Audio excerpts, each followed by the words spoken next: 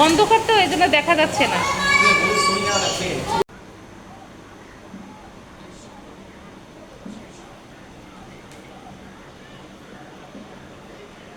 এই তো মাংসটা হয়ে গেছে, আমরা এখন খাওয়া করব আল্লাহর রহমতে।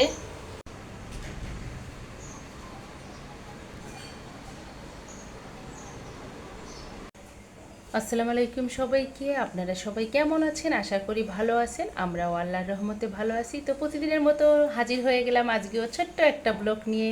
তো আজকের ব্লগটা শুরু করব সকাল থেকে। তো বন্ধুরা দেখতেই থাকুন কি কি করি আপনাদের সঙ্গে শেয়ার করব। আমরা এই তো সকালের হালকা পাতলা নাস্তা খেয়ে নেব। এই তো এখানে রুটি, আর এখানে এই যে আয়নের ড্রাগন ফল কেটে দিয়েছি, এখানে আয়নের জন্য আপেল কেটেছি। সকালে এত ফল খাওয়া যাবে না, তো দুটো ফলই দিয়েছি। আর আয়নের ডিম পোচ এখানে, এখানে আমাদের ডিম আমলেট। তো আজকে ভাজিটা করি নাই, একটু ঘুমাইছি, এর জন্য দেরি হয়ে গেছে। তো এগুলো ওখানে আজকে আমাদের সকালের নাস্তাটা খাবো, খেয়ে আবারও আসতেছি। নাস্তা শেষ করে ঘর দুয়ার পরিষ্কার করে নিলাম, সব কিছু পরিষ্কার করে নিয়ে এখন রান্না বসাবো। তো এখানে বসিয়েছি ডালটা সেদ্ধ হতে হতে, আর এখানে বসাবো এখন আমি ভাত। তো রান্না করে নিয়ে তারপর বাকি তরকারিগুলো রান্না করব।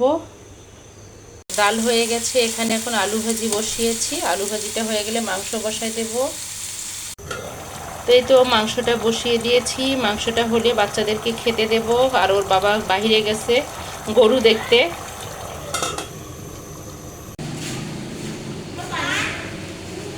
আসো আসো, সকাল থেকে যে কান্না করলে, আসো দেখো, এই দেখো। গরু কিনেছি বলেছ?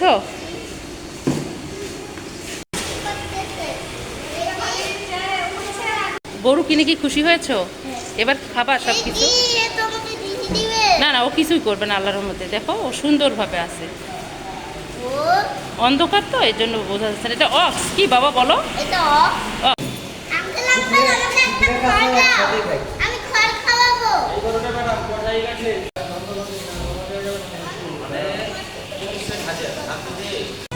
যাও আয়ন, গরুর কাছে যাবা? না, এটা আমাদের গরু। মাশাল্লাহ বলো।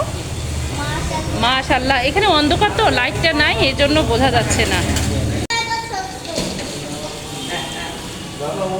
তো মাংসটা হয়ে গেছে, এখন আমরা খাবো। ওরে মাংসটা হয়ে গেছে, এখন আমরা খাওয়া দাওয়া করব। আজকে বেশি কিছু রান্না করি নাই, নিচে আমরা গরু দেখতে গেছিলাম, গরু নিয়ে আসছে ওর বাবা। এদিকে বৃষ্টি শুরু হয়ে গেছে, বাস মনে হচ্ছে ঈদের দিনও বৃষ্টি হবে।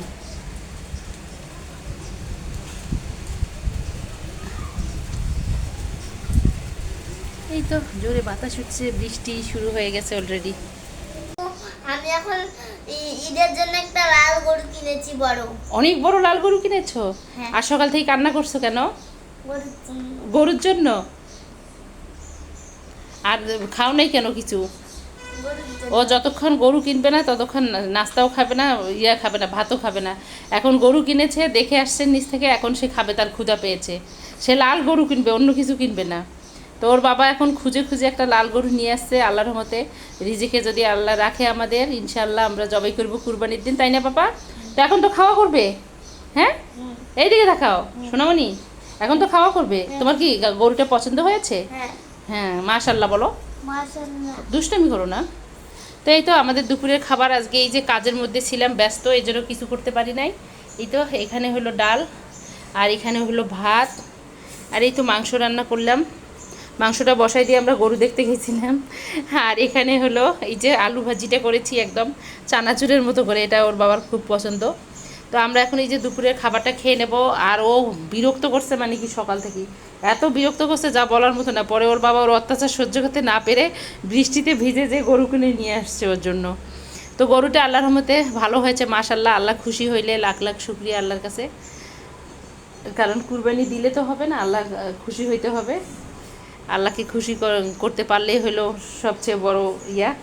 তো সবাই দোয়া করবেন আমরা যেন সুন্দরভাবে কুরবানিটা করতে পারি আল্লাহর রহমতে, তাই না বাবা? তো এখন আমরা দুপুরের খাবারটা খাবো, খেয়ে আসতেছি। আর নিচে গেছিলাম, একটু ভিডিও নিয়েছি, ওটা দেখাবো আপনাদেরকে। আম আম এই যে এই কয়েকটা আছে, আর কয়েকটা ঝুড়িতে রাখছি 4টার মতো। তো আমগুলো পেকে গেছে, তাড়াতাড়ি খেতে হবে, নাহলে নষ্ট হয়ে যাবে।